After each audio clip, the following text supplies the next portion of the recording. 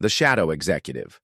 The world knew him as Marcus Reed, a mid-level consultant at one of New York's most prestigious firms. But in reality, he was something else entirely. Behind the modest title and quiet demeanor, Marcus was the CEO of Titan Global, a multi-billion-dollar investment conglomerate with stakes in industries ranging from technology to healthcare. He owned the boardroom, yet no one at his day job had the slightest clue. Marcus operated in the shadows for 5 years, allowing the world to see what he wanted them to. As a young black man in a ruthless corporate world, he had learned that perception was power. If people underestimated him, he could observe them, learn their secrets, and make moves no one saw coming. But now, someone had figured it out. One evening, as he sat in his modest office reviewing a proposal, an anonymous email popped up on his screen. "You've played the game well, Mr. Reed, but how long before they know who you really are?" His pulse quickened. He had been careful, meticulously so. He hid his identity by using intermediaries, shell corporations, and complex ownership structures. Who could have discovered the truth? The next day, at Titan Global's sleek Manhattan headquarters, Marcus sat in his private office, gazing at the skyline. His second-in-command, Ava Sinclair, walked in, her expression tight and concerned.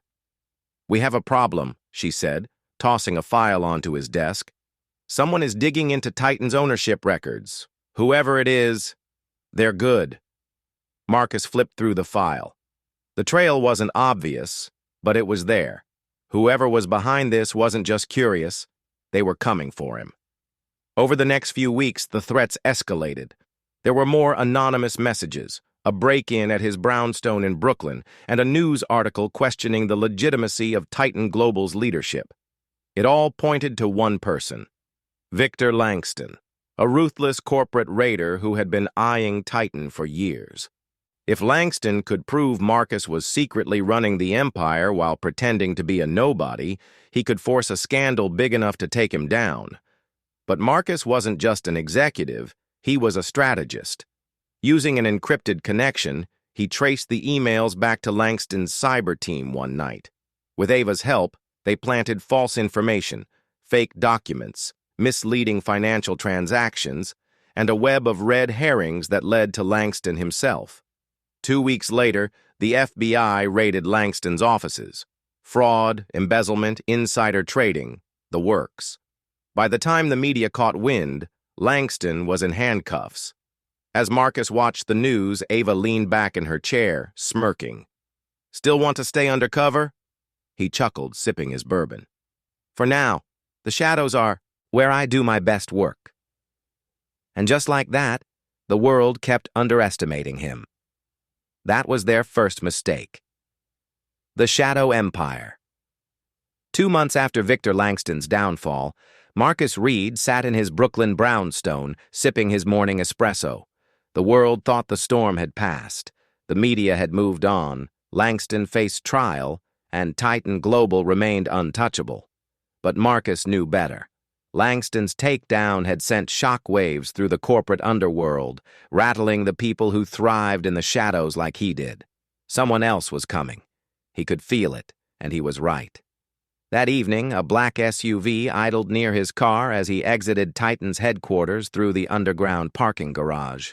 The tinted window rolled down, revealing a woman with piercing green eyes and an air of controlled power. "Marcus Reed," she said smoothly. "Or should I say, the Ghost CEO?" Marcus kept his face unreadable. "I'm afraid you have the wrong person." She smirked. "Oh, I don't think so. My name is Elise Monroe. I work for people who admire your ambition. But you made a lot of noise taking Langston down, and noise attracts attention." She handed him a small black envelope. "Inside, you'll find a proposition, one you can't refuse." Then she was gone. Marcus waited until he was back in his penthouse before opening the envelope. Inside was a single sheet of paper. $500 million? We know what you are. Join us or be exposed." Marcus exhaled slowly. This wasn't a threat, it was a challenge. He had built his empire on strategy, deception, and control. Now someone was trying to flip the board, but they had underestimated him. By morning, Ava Sinclair was at his door. She had already run a deep search on Elise Monroe. "She's the face of the consortium," Ava said, "a secret syndicate of billionaires who pull strings across industries. If they want you in, it means they see you as a threat or an asset." Marcus leaned back, considering. He had spent years building his empire in the dark. It may be time to step into the light. "If they want a game," he said, a slow smile forming. "Let's give them one." This time, he wouldn't just be the shadow. He would own the entire board. The shadow war Marcus Reed had always been a strategist. He built Titan Global from the shadows, manipulating the corporate world like a chessboard while staying invisible. But now, the consortium, a secret syndicate of billionaire power brokers, had called him out. They wanted him to join, or they would destroy him. Marcus never responded well to ultimatums. Instead of waiting for their next move, he made one of his own. Phase 1. The hunt begins. "Elise Monroe is just a messenger," Ava said, sliding a tablet across the table. "The real power is the council, 7 of the wealthiest, most connected people in the world. They don't appear on Forbes lists, but own politicians, industries, hell, entire governments." Marcus studied the profiles. Some are oil tycoons, media moguls, and private equity kings. But one name made him pause: Nathaniel Cross, a shadow financier who had bankrupted rivals overnight and was rumored to have ties to offshore black operations, was the heart of the beast if the consortium was a beast. Marcus leaned back in his chair, his mind already working through the angles. "They control power," he murmured. "Let's see what happens when they lose some." Phase 2. Disruption. Over the next 3 weeks, Titan Global began attacking the consortium's interests through a network of untraceable subsidiaries. A tech company owned by Cross suffered a data breach, exposing hidden offshore accounts. A defense contractor, controlled by another member, faced an SEC investigation. Key lobbying efforts in Washington collapsed overnight. And then, Marcus made it personal. Nathaniel Cross arrived in his custom-built Maybach at an exclusive gala in Geneva. Just as he stepped onto the red carpet, his phone buzzed. Unknown. "Sender, check your Swiss account. You're $100 million lighter." Cross froze. By the time he confirmed the missing funds, Marcus was already on a jet back to New York, sipping a whiskey. This wasn't business anymore. It was war. Phase 3. The counterattack. The consortium struck back fast. First, Titan Global was hit with a barrage of legal challenges. Lawsuits, audits, regulatory pressure, all meant to tie up resources and force Marcus to negotiate. Then, Elise Monroe resurfaced. She wasn't smiling this time. "You've made your point," she said, her voice low. "But Cross doesn't play fair. He doesn't sue. He erases, and you just put yourself at the top of his list." Marcus met her gaze, unshaken. "Then tell Cross something for me." Elise raised an eyebrow. He leaned in. If he's coming for the king, he better not miss. Phase 4. Checkmate Cross had built his empire on being untouchable. Marcus decided to prove otherwise.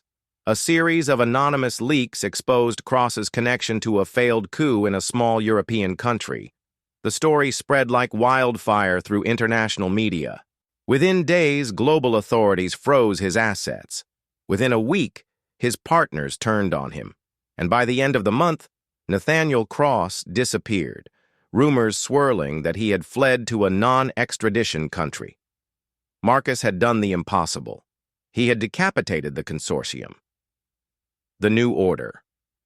A month later, Marcus received another black envelope. Inside was a single note. "You win.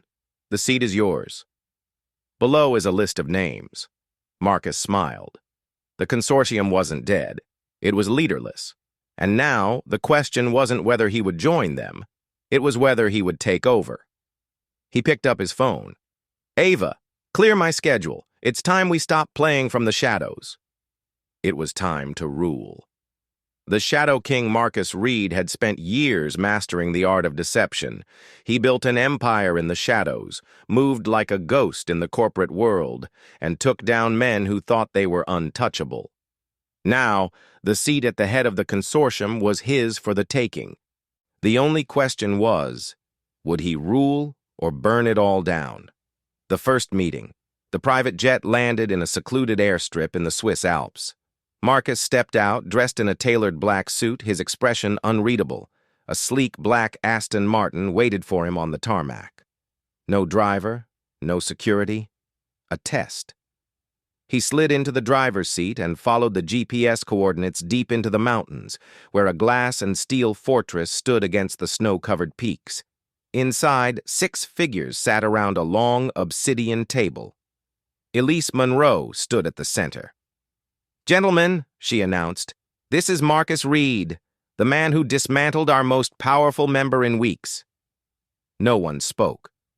Marcus took his time surveying the room, which included oil barons, media tycoons, and pharma giants who had controlled nations from the shadows for decades. And now, they were afraid.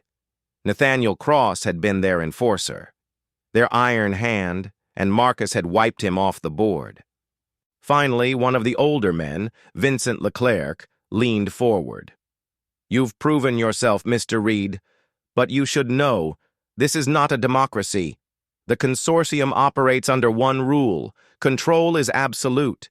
If you sit at this table, you are either in control or a target." Marcus smirked. "Then let's get one thing straight. I'm not here to join. I'm here to own this table." The power play. The room fell silent. Then Leclerc laughed. "Ambitious," he admitted. "But power isn't given here. It's taken." Marcus placed a tablet on the table and tapped the screen. Files appeared on the massive screen behind him, one by one. A hidden tax fraud scheme that could destroy Leclerc's empire. A leaked document proving another member was funding political assassinations. A secret recording of 2 others plotting to remove Marcus before he stepped foot in the room. He had done his homework. "I didn't come to ask permission," Marcus said, his voice calm. "I came to inform you. You all have one choice." He leaned forward. "You work for me now." The takeover Elise Monroe was the first to speak. "You planned this from the beginning," she said, her voice a mix of amusement and admiration. Marcus nodded. "Every move, every step. You thought you were testing me, but I was studying you."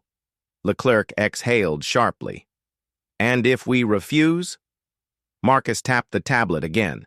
Another file opened, exposing the consortium's darkest secrets to the public, a nuclear option. "You can't release that," one of them whispered, horror creeping into his voice. Marcus smiled. "Try me."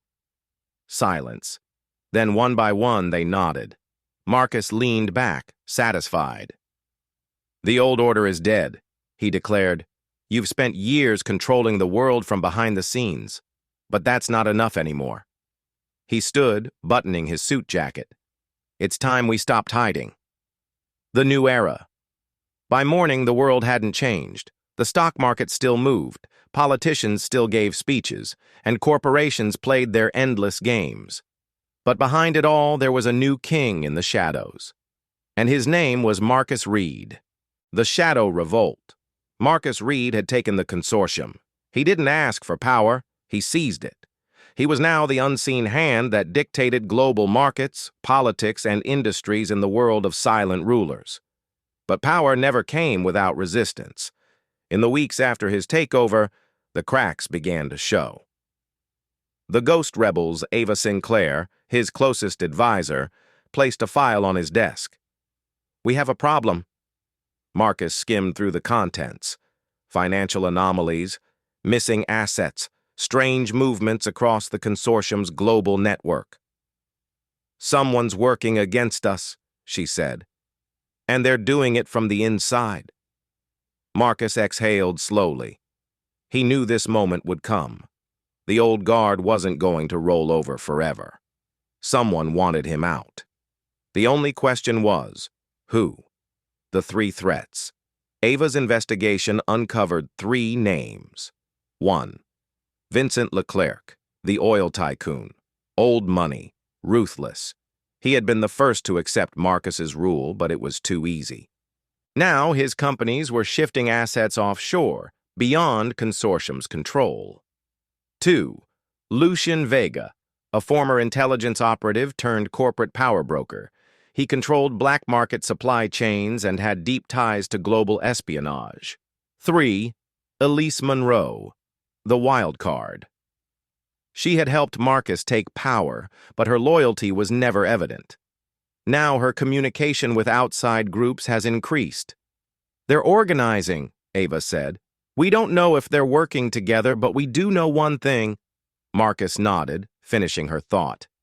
They're coming for the throne. The first attack. The hit came fast. Titan Global's offshore accounts were frozen overnight. The SEC launched an investigation into fraudulent dealings, which were fabricated but dangerous enough to shake investor confidence. Then, an even more significant move. One of Marcus's closest allies, a tech CEO who owed him favors, was found dead in his penthouse. Suicide, according to the reports. Marcus knew better. Ooh, it was a message. The old guard wasn't going to challenge him in a boardroom. They were going to bury him. The counter-move Marcus wasn't a man who reacted, he calculated. Instead of playing defense, he went on the attack.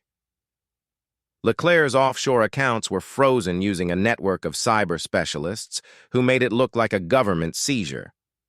Lucien Vega's intelligence connections? Compromised. His black market networks were suddenly exposed to agencies Lucien Vega thought he had under control.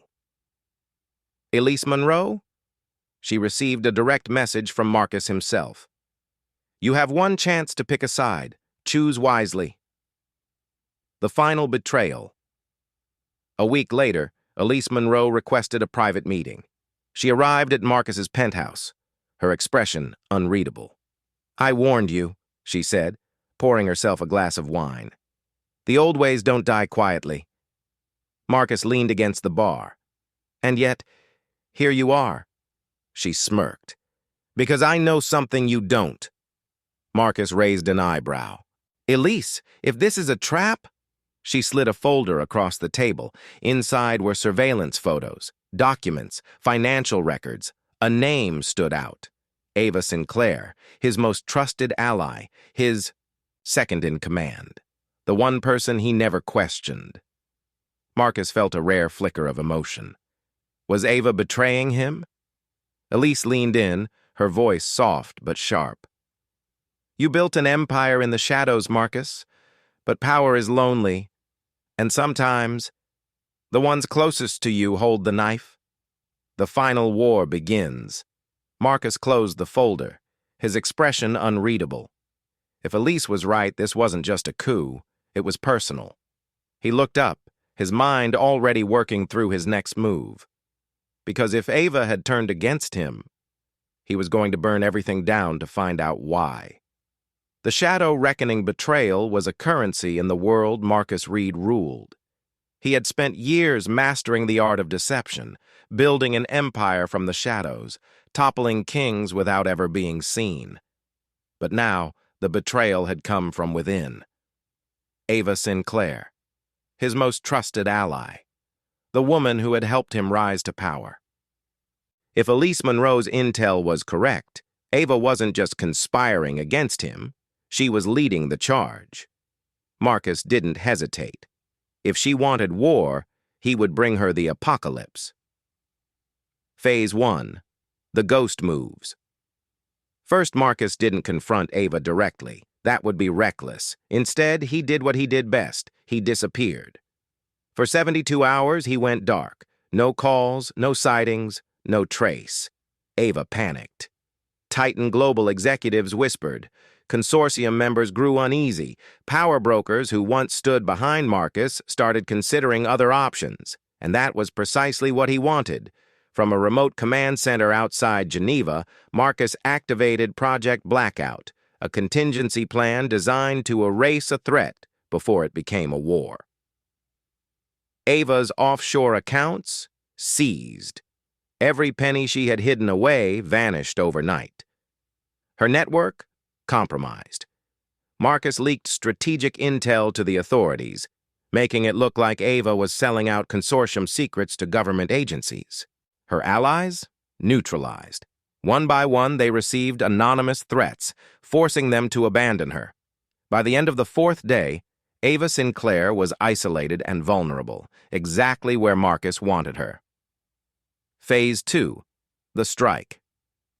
At 11:47 p.m., Ava entered her secure penthouse in Tribeca. She locked the door, turned off the security alarms, and poured herself a drink. She had barely taken a sip when she heard the voice.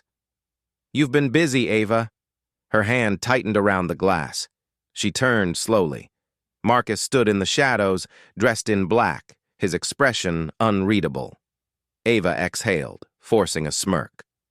"I was wondering when you'd show up." Marcus stepped forward. "You betrayed me." Ava set the glass down. "I did what you would have done." Silence. Then Marcus chuckled. The audacity. "You thought you could take me out?" he asked, his voice dangerously calm. Ava folded her arms. "You were getting too powerful. The others were scared. They came to me." "And you saw an opportunity." She nodded. "I built this empire with you, Marcus. I wasn't going to sit back and become just another name on your payroll." Marcus studied her for a moment. Then he pulled out a phone and slid it across the table. Ava glanced at the screen. Her face paled. Her name was at the top of a kill order. Signed by Vincent Leclerc and Lucien Vega. They had used her. She had been nothing more than a pawn in their war against Marcus. Ava looked up. "They planned to eliminate me?" Marcus nodded. "The moment I was gone, you were next." Ava's hands trembled. She had thought she was playing the game. Instead, she had been played. Marcus poured himself a drink, entirely at ease. "Now, you have two choices." Ava swallowed. "Which are?" He leaned in, his voice ice cold. "You can clean up your mess and bring me Leclerc and Vega on a silver platter, or I'll clean up my empire by removing you." Ava's mind raced. She could fight, she could run, but deep down, she knew the truth. Marcus Reed wasn't a man you ran from. She exhaled slowly. Then she picked up the phone and dialed a number. "It's me," she said, her voice steady. "We need to meet." Marcus smirked.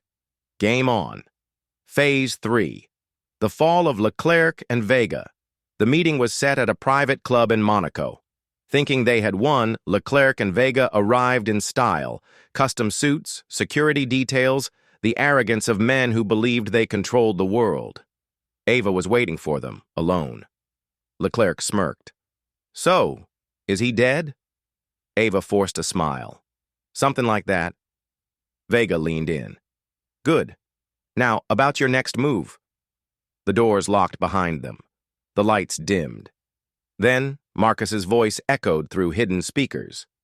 "I never was one for loose ends." Leclerc and Vega barely had time to react before a team of Black Ops enforcers stormed the room. Within minutes, the two men were taken. By morning, their bank accounts were liquidated, their networks collapsed, and their names were erased from every list that mattered. By nightfall, they were dead. Ava stood beside Marcus, watching the fallout. "You always knew they'd betray me, didn't you?" she murmured. Marcus sipped his drink. "Of course," she turned to him. "Then why let me go through with it?" Marcus smirked. "Because now you owe me." Ava exhaled. She had tried to overthrow him. Now she was bound to him forever. The final move with Leclerc and Vega gone, Marcus made one final move. At the next consortium meeting, he stood at the head of the table. The old ways are dead, he declared. There will be no more betrayals, no more hidden wars. He glanced at Ava. Anyone who moves against me won't just lose. He let the words sink in. They will cease to exist. Silence. Then, one by one, the remaining members nodded. The message was clear. Marcus Reed wasn't just the leader of the consortium anymore. He was the absolute ruler of the underground world, and no one would dare challenge him again. The world is not enough. Marcus Reed had won. The consortium was his. The old guard was buried. The last threats had been neutralized, but Marcus wasn't the type to sit on a throne and admire his kingdom. He wanted more. The world wasn't controlled by corporations alone. Other forces were at play. Governments, intelligence agencies, criminal syndicates, and Marcus wasn't content with ruling from the shadows anymore. Phase 1. The Silent Coup. Ava Sinclair placed a file on his desk. "This is our next move," she said. Marcus opened it. Inside were classified reports, intercepted communications, and financial records tied to Project Dominion, a covert global initiative led by the world's top intelligence agencies. Its goal? Absolute surveillance. Control over every major government, economy, and corporation through a network of AI-driven monitoring systems. Marcus smirked. Ambitious. "Who's running this?" he asked. Ava slid another document forward. Director Isaac Kessler, CIA Black Ops. An old-school intelligence officer. Ruthless. Brilliant. A man who had spent his life ensuring people like Marcus never gained absolute power. And now, Kessler was on the verge of creating the most sophisticated global control system ever designed. Marcus leaned back. "He wants to run the world from behind the curtain." Ava nodded. "Which means he's a direct threat to us." Marcus exhaled, closing the file. "We're not going to stop him." He glanced at Ava. "We're going to take his empire instead." Phase 2. Infiltration. The key to Project Dominion wasn't its leaders, but the system itself. It was an AI-driven intelligence network that monitored digital transactions, communications, and classified data across all major nations. It was designed to predict global instability and eliminate threats before they became problems. Marcus didn't fear being watched. He feared not controlling the watchers. So, he sent in his best. Gabriel Khan, a cybersecurity ghost. If a system could be hacked, Gabriel could own it. Isabella Cortez, a deep-cover operative with ties to military intelligence. Dante, the Wolf, Moreau, a former black market arms dealer turned corporate enforcer. Their mission? Infiltrate, compromise, and take over Project Dominion. Phase 3. The Power Shift. It took weeks, careful movements, silent betrayals. Marcus orchestrated a silent coup within Kessler's ranks. Several high-ranking operatives suddenly found themselves exposed to global financial scandals. Key engineers working on the AI systems were turned, feeding Marcus inside information. Government officials backing Kessler started mysteriously withdrawing their support. By the time Kessler realized what was happening, it was too late. Marcus already owned half of Project Dominion's infrastructure. And then, Marcus made his final move. Kessler received a call at precisely 3 a.m. "I expected more from you," Marcus said, his voice calm. Kessler's grip on his phone tightened. "Reed." "You built something incredible," Marcus continued. "You wanted to control the future." He paused. "But now I control it." Silence. Kessler exhaled. "You think you can just take this from me?" Marcus smirked. "I already have." Kessler's personal bank accounts? Frozen. His closest allies? Exposed. His future? Erased. By sunrise, Project Dominion was no longer a government weapon. It belonged to Marcus Reed. Phase 4. The Global Reset. With Project Dominion under his control, Marcus had achieved something no one had before. He wasn't just the most powerful man in the corporate world. He was now the silent force controlling intelligence, finance, and global stability. Nations unknowingly moved to his rhythm. Markets shifted at his will. Wars were prevented or started with